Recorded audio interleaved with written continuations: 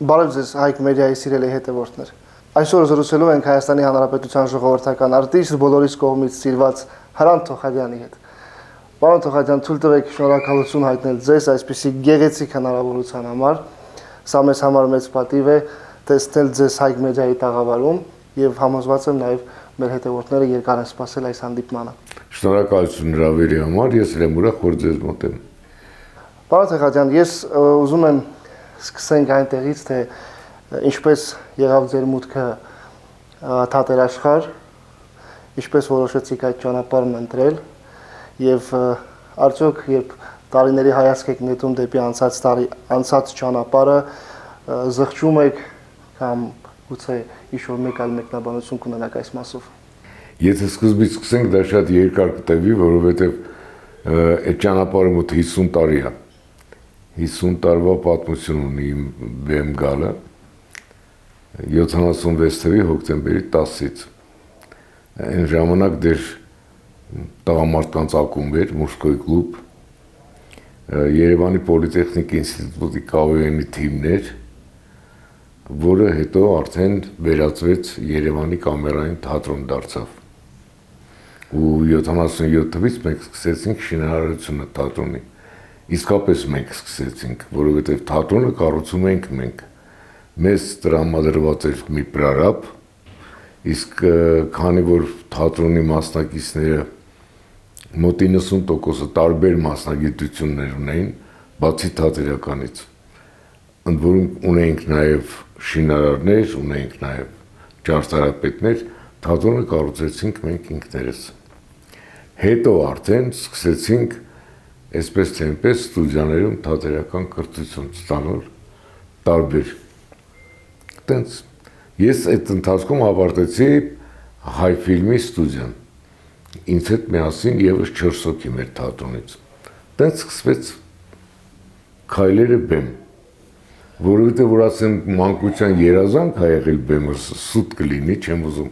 ստեմ երբեք միշտ երազել եմ ծառացու դառնալ։ Շատ եմ սիրել, որովհետև շատ փոքրիկ էի ու հայրիկս ինձ տարավ կրկես, իսկ իր շատ լավ բարեկամը Լեոնիդ Ենգիբարյանն էր, Լեոնիդ Ենգիբարովը, ու փոքր ժամանակ ես ծանոթացել եմ Ենգիբարովի հետ, ու այդ ժամանակվանից այդ տպավորության տակ միշտ երազել էի լինեի կլոուն, որոշակյորը ստացվեց իհարկե։ Պարոն Թոխադյան, դուք կերտել եք այնպիսի կերպարներ, որոնք միջև այսօր ժողովրդի կողմից սիրված են։ Նույնիսկ կերպարներ, որոնք ներկա սերունդը այդ կերպարների ձևավորման ընթացքում չկար, բայց մի այնպիսի ոգևորությամբ, այնպիսի սիրով են նայում, կարծես այդ կերպարները ստեղծվել են հենց իրենց ժամանակ։ Բազմաթիվ ներկայացումների ընթացքում, ֆիլմերի ընթացքում կերտել եք այդ կերպարները եւ դրանք ես վստահ եմ սերնդեսերունդ փոխանցվելու են, որովհետեւ հիմքում գլխավորը նյութ կա, որը հիմա ցավոք սրտի կինոէկրաններում բացակայում է բեմում, շատ դեպքերում բացակայում է ցավալիորեն։ Ես ուզում եմ դուք առանձնացնեք ձեր կերտած այն կերպարները, որոնք ձեզ հոգեհարազատ էին եւ դուք համարում եք, որ նրանք հենց ձեզ համար էին այդ կերպարները ստեղծված։ Ես հաճախ ասում եմ, որ ես երջանիկ դերասան եմ, որովհետեւ ես ամբողջ կյանքում խաղացել եմ այն, ինչ ուզել եմ խաղալ։ Ու ինձ հետ միասին իմ գործընկերը նույնպես, որովհետև թատրոնն էր այդպեսին, կամերային թատրոնը ինքը հեղինակային թատրոնն էր։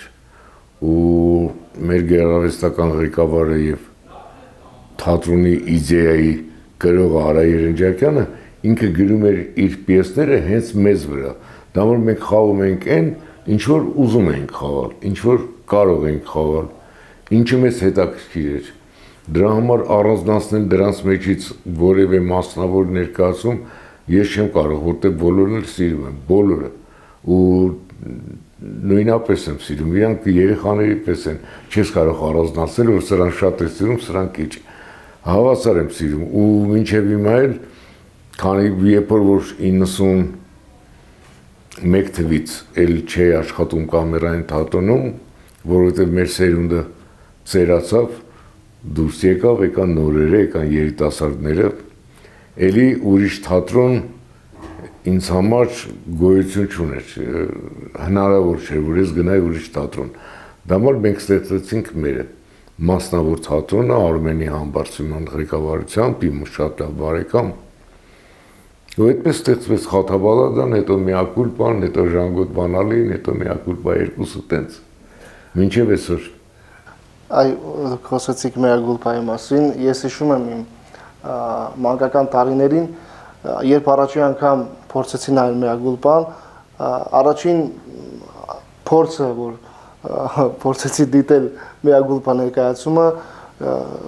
ինձ համար մի քիչ անհասկանալի էր։ Հետո մի քիչ ավելի հասուն տարիքում ես Միակուլպան նայեցի ու ես չեմ չափազանցնում, եթե ասեմ, որ մի 10-20 անգամ Միակուլպան նայել եմ ու ամեն անգամ ինչ-որ մի նոր բան եմ գտել Միակուլպա ներկայացման մեջ։ Այ երբ որ բեմադրվում էր Միակուլպան, դուք եւ ամբողջ ստեղծագործական կազմը, դերասանական կազմը պատկերացնում եք, որ այն այդպիսի արձագանք կստանա եւ ես համոզված եմ մինչեւ օրս Միակուլպան ակտուալ է։ Գիտեք, մի քիչ հերվից պատասխանեմ ձեր հարցին։ Օրինակ ես շատ եմ ցավում, որ հիմա գոնե վիդեո տարբերակով չկան կամերային թատրոնի ներկայացումները։ Շատ եմ ցավում, որտեղ իրենք շատ ակտուալ են, շատ հետաքրքիր էին, որոնք որ ծնվել էին սովետական ժամանակ, իսկ այն ժամանակ դժվար էր ասել այն ինչ մտածում ես, բայց մեր թատրոնը կարողանում էր ասել այն ինչ մտածում էր։ Ու ինք ուներ շատ զիլ ներկայացումներ,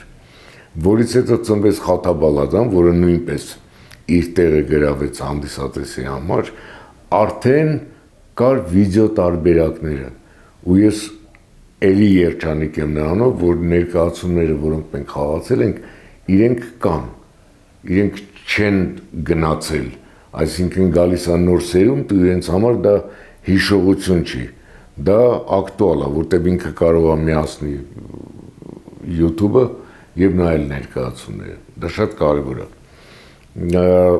Մտածել նրա մասին, որ ներկայացումը կապրի երկար կլինի, երբեք մենք դրա մասին չենք մտածել, որտեղ ներկայացումը ծնվել է ընդհակառակը, ներկայացման երկրորդ մաքսիմում երրորդ տարին ես արդեն բեմից ասում եմ, որ շատ կուզենամ, որ այս ներկայացումը ակտուալությունը կորցնի, ծերանա, էլ չուզենան նայեն։ Բայց արի ուտես 16 տարի ներկայացումը խաղացվեց ու 16 տարից երկրում ոչ մի բան չէր փոխվում, ոչ մի բան։ Ամեն ինչը նենց էր, ոնց որ ներկայացման մեջ էր։ Դրա համար հետո բնականաբար եկավ երկրորդ Միակուլպան, հետո Ժանգոտ Բանալին, անմեկը իր ժամանակի համար ինքը ակտուալ էր, որոնք ակտուալ են ինչու՞ չէ նաև մինչև այսօր։ Պարոն Սողացյան, երևի աշխարհում չկա մի հայ, ով չի դիտել մեր բակը, սիրված մեր բակը, իր բոլոր այդ հետաքրքիր մասերով, եւ մեր բակի ամենակոլորիտային եռյակը դուք էիք Աշոտ Ղազարյանը, Լալա Մնացականյանը։ Այո։ Այդ եռյակի շուրջ ինձ թվում է,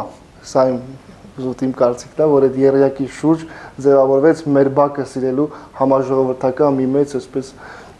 ֆոն ձևավորվեց։ Ու մինչև այսօր ես ուզում եմ խոսենք մի քիչ մեր բակի մասին, որտեղ մեր բակը հայ իրականության մեջ իր հետքը թողել է։ Եղել են մեր բակի նկարահանումների ընթացքում հետաքրքիր դրվագներ, որոնք հիմա կարող եք պատմել մեր բոլոր հետևորդներին։ Բնականաբար, իհարկե, որովհետև մեր բակը ընդհանրապես ծնվեց որպես նոր տարվա հաղորդում ու 96-ից 97 թիվ նոր տարվա հաղորդումը հեռուստատեսությամբ դա էր ու ընդհանրապես գործողությունները կատարվում էին հենց մեր բակում, իսկ դրանց բացատրությունը տրվում էր ստուդիայում, որտեղ որ բացատրվում էր նրա մասին, որ ուզում ենք վերադարձնենք մեր բակերի տրադիցիան, որը ցավոք սրտի Երևանում կորում էր արդեն քիչ-քիչ, որ գալիս է այն կոլորիտը, որ եղել է մեր բակերում, որը նույնպես իր տեղը կորցնում էր։ Ծիծաղաշարժ պահերը, որոնք որ կային մեր բակում, որը փորձեցինք պահպանել նաև ֆիլմում։ Բայց խոսում էր նրա մասին, որ լավ չի, որ հիմա խոսակցական արտահայտության մեջ մտել է այսպես դեմքը ծռմռած խոսելը, դա երկրորդը, որ եղել է ավելի շատ ոչ թե ժարգոնը, այլ չէ, հենց ժարգոնը, ոչ թե դիալեկտը, այլ ժարգոնը, ավելի շատ այն երաժշտությունը, որը դեռ չէր ընկալվում որպես պետական մակարդակի վրա։ Ու այդ պատճառով մեր բակ ուներ իր պլյուսերը ու իր մինուսները, բայց որ ինքը անհրաժեշտ էր այդ ժամանակ, այդ մութ եւ այլն, հաղթանակի տարի էր, բայց մտության տարի էր։ Դա երկու մի տեսակ գիտեք իրար հետ վիճող, չնայած բնականաբար հաղթանակը հաղթում էր ամեն ինչը գնում էր մի կողմի վրա, բայց մեր բակը պետք էր, մեր բակը մեկը, մեր բակը երկուսը, այ երրորդի ու չորրորդի հետ ես այդքան էլ համաձայն չեմ, բայց ամենայն դեպս իրենք կան, իրենք էլ ունեն իր դիտողը, իրենք իրենց սերնդի համար էին, միգուցե իրենք անհետաքրքիր էին ինձ, բայց հետաքրքիր էին երիտասարդ հանդիսատեսին, իսկ հետաքրքիր բաներ շատ էր լինում, որովհետև այն ժամանակ դե դժվար էր, տեխնիկա համարյա չկար, ռեժիսորը ամեն կերպ Միքայել Դովլաթյանը փորձում էր այն, մի խոսքով շատ հետաքրքիր էր շատ աշխատելը, ու քանի որ ամեն օրն էր նկարանման հետաքրքիր, ես մինչև հիմա շնորհակալ եմ Բաքի ժողովրդին, այն Բաքի, որտեղ նկարանումներն են, որտեղ այդ մարդիկ մեր ձեռը տանջվեցին, դե պատկերացնեք օր ու գիշեր ֆիլմ է նկարանվում Բաքում, ընդ որում այդքան մեծ չի Բաքը, ու մեքենաներ կային կանգնած, որոնք խանգարում էին, խեղճ մարդիկ հանում էին դուրս էին կանգնացնում, գիշերը աղմկում էինք, իրենք ամեն ինչին շատ մեղմ էին վերաբերվում, փորձում էին մեզ կերակրել, ջուր հասցնել եւ այլն, մի խոսքով այդ համադրությունը շատ հետաքրքիր էր ու ամբողջ շարմ ընկերությունը աշխատում էր մեր բակի վրա, սցենարային ամբողջ ստեղծագործական խումբը շարմ ընկերության, ու դրա համար ֆիլմը ինքը ընդհանուր է, ինքը մասսայական էր, ու ես կարծում եմ, որ շատ հաջող ընտրություն էր եւ Աշոտ Ղազարյանինը բնականաբար եւ Լուսահոգի Լալա Մնացականինը, որը անբաժան մասն էր մեր բակի, ու ես շատ եմ ցավում, որ այսօրվա օրով Լալան չկա, որ եթե հանկարծ նորից անդրադարձ լինի մեր բակին, ես չեմ պատկերացնում առանց Լալա ոնց է լինելու։ Մեր բակը ֆիլմում մի հետաքրքիր դրվագ կա, որը միջև օրս մեծ արձագանք ունի, մեծ արձագանք է վայելում ձեր եւ Աշոտ Ղազարյանի երկխոսությունը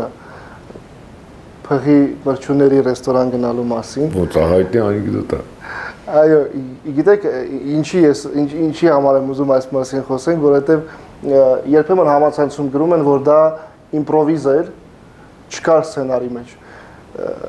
Դուք հիմա կարող եք այդ հարցին տալ ճիշտ պատասխանը, արդյոք իմպրովիզ էր այդ մասը, թե սցենարի էր։ Ես դες sense ասեմ, մեր բակ ֆիլմում առաջինում շատ տեսարաններ կային, շատ տեքստեր կային, որոնք որ իմպրովիզացիոն իրանք ստեղծվում էին կամ ծնվում էին հենց նկարանվող հրապարակին, ու շատ շատերը ոնց այդ այնց իմպրովիզացիոն ծնվեցին, հետո մեզ թվում էր, որ իրանք գրած մեզ տրված են, այդ տարօրինակը, որ սցենարի մեջ եղել են, դա համար հիմա ես կվախենամ ձեզ ստույգ պատասխանել, դա իմպրովիզ էր, թե դա այդպես էր, չնայած իմպրովիզացիոն տեղեր շատ էին, շատ։ Փղերի անեկդոտ է լսել ես։ Որը։ Փիղը գալիս մտնում է մրջունների սրճարան, ասում է մի հատ համբուրգեր սարքեք։ Հետո։ Մրջունները մինչև ինձ սարքում են։ Եվ։ Ոնց է։ Փիղը գալիս մտնում է մրջունների սրճարան։ Այդպես։ Ասում է մի հատ համբուրգեր սարքեք։ Հետո։ Մրջուններն էլ մինչև ինձ սարքում են։ Հետո։ Հրանտ, փիղը, գալիս մտնում է մրջունների սրճարան, ասում է մի հատ համբուրգեր սարքեք ինձ համար, ու մրջունները մինչև հիմա սարքում են։ Եվ ինչ։ Հրանտ, փիղը գալիս մտնում է մրջունների սրճարան, ասում է մի հատ համբուրգեր սարքեք ինձ համար, մինչև հիմա սարքում են։ Հետո։ Հրանտ, փիղը գալիս մտնում եմ մրջունների սրճարան։ Ասում եմ մի հատ համբուրգեր սարքեք։ Հետո Արա հետո ո՞րն է ծավտան։ Մրջունները մինչև հիմա սարքում են։ հետո Աշոտ ջան Պարոն Թոխալյան, դուք մի քիչ առաջ խոսեցիք սովետական ժամանակներում բեմադրությունների դժվարությունների մասին, բնականաբար ավելի զգույշ էիք աշխատում, ավելի բարդ պայմաններ էր։ Սովետական միությանը հաջորդեց անկախության շրջանը։ Մի շատ զգայուն թեմայի մասին եմ ուզում խոսենք։ Ինչպես կառանձնացնեիք սովետական միության բեմը անկախության բեմից։ Սովետական ժամանակ շատ ներկայացումներ փակվում էին, բնականաբար շատ ֆիլմեր փակվում էին, բայց տրվում էր նաև օդի ինչ-որ փոքր դոզաներ, որ ծնվում էին այնպիսի ռեժիսորներ, ինչպիսին Փարաջանովն էր, ինչպիսին Տարկովսկին էր, ու դա տարօրինակ էր այն ժամանակահատվածի համար, որովհետև եթե նրանք կային աշխարհում, կար նաև նախկին խորհրդային միության տարածքում ծնվում էր երաժշտությունը ու հանկարծակի ծնվում էր Ալֆրեդ Շնիտկը, Ավետ Տերտերյան, Գուբայդուլինը, այսինքն երաժշտություն, որը որ իր ժամանակից առաջ էր ու դա սովետական միությունն էր։ Նույնը կարելի ասել նկարիչների մասին, նույնը գրողների մասին, չնայած միևնույն ժամանակ բավականին նրանցից արգելվում էին։ Նույնը թատրոնն էր, որովհետև այն ժամանակ եթե մի բան դու ուզում էիր ասել, այնքան փակ էիր ասում, բայց որ ժողովրդին հասնում էր դա։ Ու վերևներում ձեզ թվում է իրենք չէին հասկանում, որ դա հասնում է ժողովրդին, բայց որոշակիորեն իրենք դա թույլ են տալիս, որովհետև դա մի տեսակ փուքսը հանում էր մարդկանց մեսից, ստանում էին այն, ինչ որ ուզում էին ստանալ թատրոնում։ Նույնն էլ կատարվում է այսօր։ Այսօր էլ ամբողջովին ազատ չի բեմը։ Ցավոք սրտի։ Մենք անկախ երկիր ենք, բայց մենք բացարձակ ազատություն չունենք։ Հիմա էլ դեր անգամ այսօր, երբ ունենք երիտասարդություն, երիտասարդական պետություն, երիտասարդական կառավարություն, բայց երիտասարդները իրենք փորձում են փակել ներկայացումներ, դա մարազմա, դա անհասկանալի է, բայց դա տենց է։ Այ ցավոք սրտի այն ժամանակվա մասին ենք խոսում, խորհրդային ժամանակվա, բայց արի ուտես դա կրկնվում է նաև այսօր։ Ես սովորաբար մեր բոլոր հարցազրույցների ժամանակ հնարավորինս աշխատում եմ զերծ մնալ քաղաքական հարցերից, հատկապես երբ իմ զրուցակիցները լինում են կրթության, մշակույթի, արվեստի, գիտության մարդիկ։ Բայց այդուհանդերձ մենք նաև մեր մասնագիտությունից այն կողմ քաղաքացի ենք, մեր հայրենիքի, մեր երկրի քաղաքացիներն ենք։ Չեմ ուզում այսպես շատ մանրամասն, բայց ես գիտեմ, որ դուք անցել եք մեծ ճանապարհ անկախության ամենասկզբից եւ մինչեւ այսօր։ Դուք կանգնած եք եղել մեր հայրենիքի կայացման ողջ ճանապարհում։ Ուզում եմ խոսենք նաև մեր հայրենիքի համար այսօր, մեր հայրենիքի առջև կանգնած այսօրվա մարտահրավերների մասին։ Գիտեք, ձեզ տարօրինակ բան ասեմ, ես այդ առումով ինձ շատ եմ նմանացնում պապիկիս ու իր սերնդին։ Ձեզ համար դա կրկնակի երակի անգամ ավել ավակ սերունդ է, որովհետև հիմա ես եմ համարվում ավակ սերունդ ձեզ համար, որ մնաց հիմա 70 եմ համարը։ Դուք միշտ երիտասարդ Թոխալյանն եք։ Գիտեք, պապիկս էլ, երբ որ զբաղվում էր նրանով, երբ առաջին հանրապետությունն էր ծնվում, ինքը բավականին այդ ամեն ինչի մեջ էր անցավ այդ բող ու բոցով, նոր վերադարձել էր Արևմտյան Հայաստանից, Կարսից ու այդ ամեն ինչի հետ իր ընկերները ուներ առաջի հանրապետության մարտիկները եւ այլն, բնականաբար իմ սերունդն էլ անցավ 90-80-ականների վերջում այդ թոհ բողով ու պատահական ես երջանիկ էի ուրախ էի նրանով, որ առաջի անգամ մեր սերնդին տրվեց հնարավորություն նոր երկիր ստեղծելու։ Ձեռքերդ պետք է լինեին մաքուր, քեզ տրվեց մի հատ մեծ սպիտակ թուղթ ու ասվեց վերևից, դե գրեք ձեր պատմությունը։ Բայց ցավոք սրտի մենք չգրեցինք մեր պատմությունը, մենք խզբզեցինք այդ սպիտակ թուղթը ու մինչև հիմա խզբզում ենք։ Այդ դա ամենացավալին է, ամենացավոտն է, բնականաբար ես էլ շատ չեմ խորանում քաղաքականության մեջ, որովհետև դա կյանքից է գնում ու պետք է խոսես մի բանից, որից չես հասկանում։ Բայց քաղաքացու քո կարգավիճակը քեզ ցույց չի տալիս դրա կողքով անցնես, ով դրա կողքով անցնում, դա քաղաքացի չի, դա ես չգիտեմ ինչ է, այն որը որ անպայման գտնում է, դե չեմ կարող խոսել, դե ընտանիք եմ պահում, դե հանդիսատես կորցնեմ, դե էս կլինի, դե այն կլինի, այդպես չի լինի, որովհետև դու դերասան ես, դու ընտրել ես մասնագիտություն, որը ցույց է տալիս հանդիսատեսին, կլինի դա 100 հոգի, դե 1000 հոգի, դահլիճը քոնն է, լիքն է, ու դու դահլիճի հետ երկխոսում ես, ու ասում ես նրա մասին, ինչ մտածում ես։ Դահլիճը կարա քո հետ համաձայնվի, կարա մի մասը չհամաձայնվի,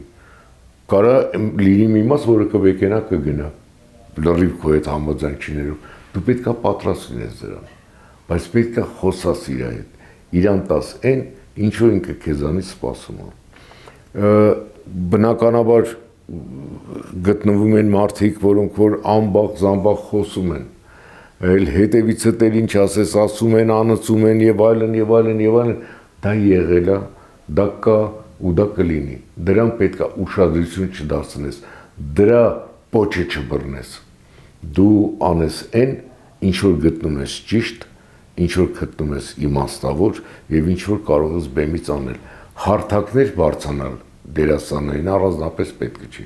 Մենք դրա համար ունենք մեր հարթակը, դա բեմն է։ Ես բեմից եմ ասում, այն ինչ որ կարելի է ասել հարթակից։ Բեմից ամենակարևորն է։ Որովհետև ես բեմը շատ եմ սիրում։ Ես բեմը ավելի եմ սիրում, քան կինոն։ Կինոյում նկարահանվել ես չեմ սիրում։ Տենց է ստացվել։ Ստվում է բեմն էլ ձեզ է շատ սիրում։ Դուք իրար սիրահարված եք։ Պարոն Թոխաջյան, ես գիտեմ, որ դուք նաև ամուր թելերով կապված եք Արցախի հետ։ Արցախի ժողովուրդը ձեզ հաճախ էր տեսնում եւ ամեն անգամ մեծ ուրախություն էր ապրում, եւ պարոն Թոխաջյանը գալիս էր Արցախ։ Փորձեմ շատ լակոնիկ ձևակերպել հարցս։ Ինչ տվեց Արցախը ձեզ եւ ինչ փորձեցիք դուք տալ Արցախին։ Արցախը ինձ տվեց շատ բան։ Դրանց մեջ շատ մեծ բան, որովհետև ես ինքս ինձ համար հասկացա իմ հայրենիքի էլի մի հատված, որը ինձ հասանելի չէր, ծանոթ չէր։ Լսել էի, բայց չէի տեսել, չէի ծանոթացել, չէի ձեռք տվել, չէի շոշափել, չէի շնչել։ Ու Արցախը դա իմ ծանոթությունը Արցախի հետ 93 թվին կայացավ։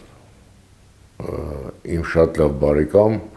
ևս լուսահոգի Արտուր Գրիգորյանի օգնությամբ, երբ ասեց արի գնանք Արցախ, ու մենք գնացինք, ու այնտեղ ծանոթացա իմ մյուս հիմիկվար շատ լավ ընկերոջ հետ, Արտուրի հետ Ալեքսանյան, Ամարասե Արտուրի,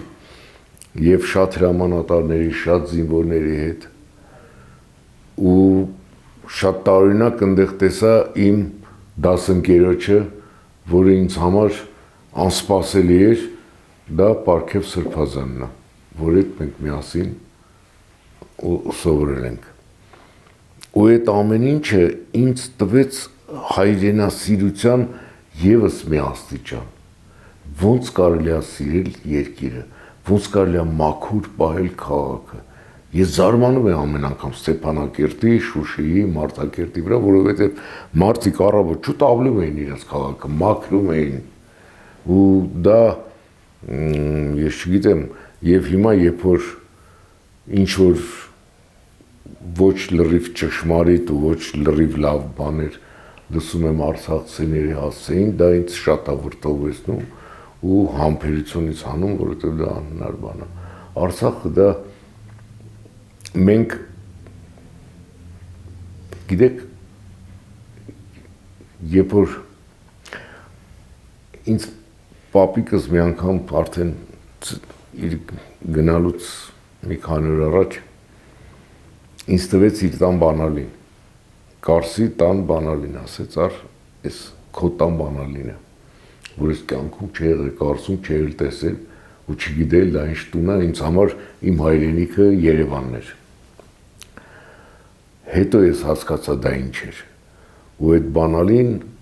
հիմա իմ ավակ որդու մոտ է այ երբ որ բայց պապիկս ասում էր տես եթե հանկարծ Աստված տա տենց ստացվի մենք վերադարձնենք Արևմտյան Հայաստանը ինչ ես կարծում քանի հոգի կգնա այնտեղ ապրելու Հայաստանից դժվար հարց էր ու երբ Արցախը դարավ մերը քանի հոգի գնաց Արցախ ամեն մեկս մի ծաղիկ տնկեցինք մի ծառ տնկեցինք Արցախում չէ այ դրա համար էլ այսօր Արցախը կորցրեցինք տարբեր աստիճանների բայց բոլորից մեղքը դրա մեջ կա ես շատ եմ ցավում Արցախի համար ոնց ավելի ավագ սերունդը ցավում էր Արևմտյան Հայաստանի համար ու ինձ համար տատիկ պապիկի արձանը նույն սիմվոլն է ոնց իմ պապիկի ու նրա սերնդի համար Արարատ լեռն էր որը մինչև հիմա ինձ համար էլ է սիմվոլ ու ոչ ոք չի կարող ու իրավունք չունի ինձ թելադրի ես պետք է մոռացության մատնեմ Արարատը թե չպետք է մատնեմ Պարոն Թողատյան դուք տեղական դաթարից հետո վերադարձել եք բեմ ինչի համար բոլորը շատ ուրախ դա բառերով հնարավոր չփոխանցել հանդիսատեսը հայ ժողովուրդը հայությունը ինչ նոր ներկայացումներ սպասի որտեղ է առաջիկայում տեսնելու Հարան Թոխատյանին Դե ես առաքելով վերադարձա բեմ ներկայացում որը արել էի նախքան էս ամեն ինչը բայց հիմա մեծ փոփոխություններ կա եւ կերպարների համար եւ ժողովրդի մեջ եւ երկրի մեջ ու դրա համար նոր ընթերցում տվեցինք ներկայացման ու ներկայացումը վերադարձա բեմ ես ներկայացնում եմ այն թատրոնի ոճը որը ավելի քաղաքացիական եւ քաղաքական է դասականներ իմ ռեպերտուարում չկա դրա համար կան ավելի լավ թատրոններ ավելի մեծ թատրոններ որոնք ներկայացում են դասականներին ես անում եմ այն ինչ որ գտնում եմ ճիշտ ու ունենք փոքրիկ ձևավորված խումբ որը որ դա անում է նոր ներկայացումների բնականաբար ծրագրեր կան ու հեղինակները այդքան շատ չեն ցավոք սրտի քիչ են բայց շատ լավ ներկայացումներ մեր հանդիսատեսին դեռ սպասվում են մոտակա ժամանակներից կարծում եմ որ մինչև գարուն կլինի մի նոր ներկայացում մինչև ամռան կեսը կլինի երկրորդ ներկայացումը բայց այդ ամեն ինչի հետ միասին բնականաբար չպետք է մոռանալ մանկական ծրագրերը որոնք արվել են արվում են ու անպայման պետք է արվեն դա ամենակարևորն է ամենապետքականն է ես գտնում եմ Պարոն Թոխատյան քանի որ մեր հաղորդումը տոնական երանգներ ունի ամանորյա օրեր են ես ավելի քան համոզված եմ որ բոլոր այդ նկարահանումների ընթացքում դուք հետաքրքիր հումորային դրվագներ եղել են եթե հիշում եք այս պահին որևիցե այդպիսի մի հետաքրքիր հումորային դրվագ խնդրում եմ պատմեք մեր հայությանը Ընդհանրապես որևէ ներկայացումից կամ որևէ ֆիլմից ես այդպես դրվագներ չեմ հիշում չեն պահպանվում իրենք լինում են շատ բայց կամ էլ ես չգիտեմ պատմել դրանք Օրինակ կան իմ գործընկերները, իմ ընկերները, որոնք որ պատմեն, ես է բերանից բաց իրանց լսում եմ, բայց ես ինքս այդ բանը չունեմ։ Աշոտ Ղազարյան չեմ կարող լինել։ Այ Աշոտը հրաշք է, Աշոտին թողի ժամերով ունես բաներ կպատմի, կլսես իրան միայն զարմացած։ Բայց ինչ խոսք, ցանկություն ունեմ մեր լսարանին։ Ցանկություն ունեմ, որովհետև գալիս է նոր տարի, սպասումները մեծ են։ Ուզում ես, որպեսզի խաղաղ տարի լինի, ամենակարևորը։ Լինի տարի, երբ որ էլ իրար չենք գզիրտի, էլ իրար չենք ատի։ Ես չեմ ասում բոլորս մի ձև մտածենք, դա անհնար է։ Ամեն մեկս ունենք տարբեր մտածելակերպ, բայց իրար լսող լինենք, իրար խաղաղությամբ լսենք, փորձենք հասկանալ, ով ինչ է ասում, ով ինչ է մտածում։ Այդ դեպքում ամեն ինչ կլինի շատ նորմալ, որովհետև տեսեք, ես սիրում եմ Հայաստանը, մասնավորապես սիրում եմ իմ Երևանը, ես երևանցի եմ, ու Երևանը ինձ համար ուրիշ տեղ ունի, ուրիշ նշանակություն ունի։ Եղել եմ շատ ու շատ քաղաքներում, տեսել եմ շատ գեղեցիկ քաղաքներ, տո Երևանից տասնապատիկ ավելի սիրում քաղաքներ, ավելի բարեկեցիկ քաղաքներ, բայց միևնույն է քեզ քաշում է քո քաղաքը, ես ուզում եմ, որ երկիրը լինի ընենց, ու մայրաքաղաքս Երևանս լինի ընենց, որ երիտասարդներին անընդհատ դեպի իրան քաշի, թող գնան սովորեն, թող գնան աշխատեն, թող գնան աշխարհ տեսնեն, բայց միևնույն է վերջում գան Երևան, դա շատ կարևոր է, շատ կարևոր, որտեղ եթե մենք գնանք ու չվերադառնանք Երևան կգան մարդիկ, որոնք արժանի չեն Երևանին։ Պարոն Թոխատյան, քանի որ մենք հայկական սփյուռքը ներկայացնող մեդիա ընկերություն ենք, ես կուզենայի, որ դուք նաև ձեր խոսքն ուղղեիք աշխարհասփյուռ հայությանը տոնական այս օրերին եւ մեր բոլոր հետևորդներին, որոնք վստահ եմ ուշով սպասում են ձեր խոսքին։ Բոլոր մարդկանց, նաև ինձ, նաև ձեզ, կցանկանամ, որպեսզի լինեն իրանց բալիկների կողքը։ Անկախ նրանից այդ բալիկը մի տարեկան է, թե 70 տարեկան է, բայց եթե դու դեռ կաս, դեր ինքը ունի հնարավորություն ասել մայրիկ, հայրիկ, այդ երջանկություն է։ Մենք էլ լինենք մեր երեխաների կողքին։ Այ եթե լինենք երեխաների կողքին, կլինենք ավելի լուսավոր, ավելի բարի, ավելի լավատես։ Պարոն Թոխատյան, ուզում եմ շնորհակալություն հայտնել ձեզ այսքան գեղեցիկ զրույցի համար, անկեղծ անվերջ զրուցելու ցանկություն կա։ Ես ուզում եմ ձեզ Հայք մեդիա ընկերության անունից փոխանցել մեր արձանիկը այսօրվա հիշողությունները միշտ թարմ պահելու համար եւ հուսով եմ այնտեղ կգտնի այսպիսի արձանիկներ դուք շատ ունեք եւ այն իր ուրույն տեղը կգտնի ձեր բազմաթիվ արձանիկների կողքին։ Անպայման շատ շնորհակալ եմ։ Գիտեք, ինչքան էլ նմանատիպ արձանիկները լինեն շատ, իրենց մասին չի կարելի ասել շատ, որովհետև իրանցից ամեն մեկը ունի իր տեղը, ամեն մեկը ունի իր գինը ու իր հարստությունը պարունակող։ Դա համար ինքը կզբաղեցնի իր յուրահատուկ տեղը բոլոր արձանիկների շարքում։ Շնորհակալ եմ։